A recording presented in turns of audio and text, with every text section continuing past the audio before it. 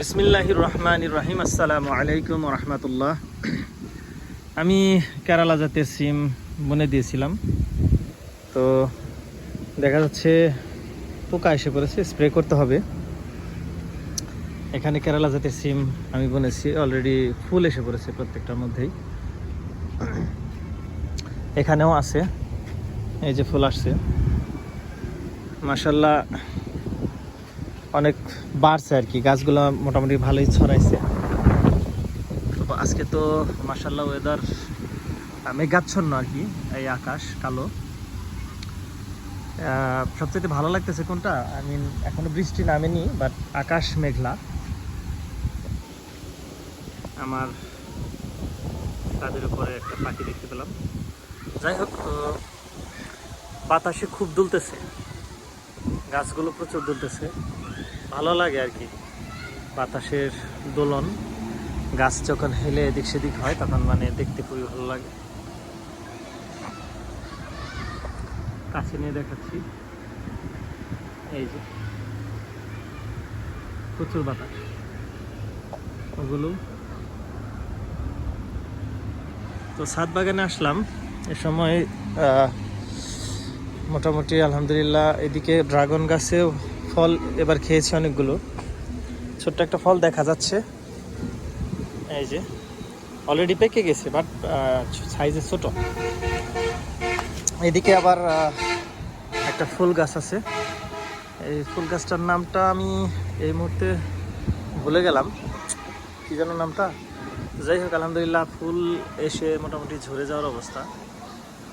আর প্রচুর পরিমাণ দেখেন এই যে বিচি, এগুলো একাই হয়, এই যে কালো জিরার মতন ছোট ছোট বিচি, এই যে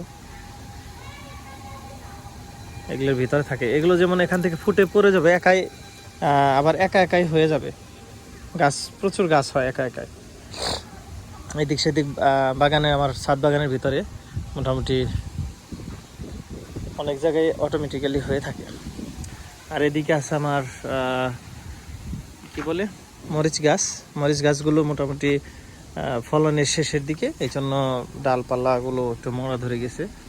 আবার ইনশাল্লাহ এগুলো দেশি জাত, এই জন্য খুব একটা মরে না, গাছ ভালো থাকে। আবার পরে আবার দেখা গেছে যে ফলন হয়, এর মধ্যে থেকেই ফলন হয়, নতুন পাতা গজাবে বা ডালপালা নিবে। তার পাশাপাশি হচ্ছে এদিকেও কিছু ফুল গাছ রাখা আছে, এই যে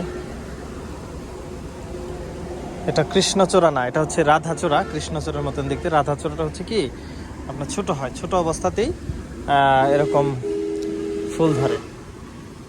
দেখেন কত সুন্দর, ছোট গাছ অবস্থায় ফুল ধরে। এবং এই যে বিচি, এই বিচি থেকে আবার গাছ রোপণ করা যাবে। এই যে দেখতে মানে বলতে বলতেই এসে পড়েছি গাছের কাছে। তো এটার মধ্যে আবার মোটামুটি ভালো ফলন চলে আসছে, মরিচ গাছের ফলন চলে আসছে। এই যে এটা কালো মরিচ আর সাদা মরিচের জাত এগুলো। সাদা মরিচটা এবার খুব একটা ভালো ধরে নেই, বাট কালা মরিচ খুব ধরছে।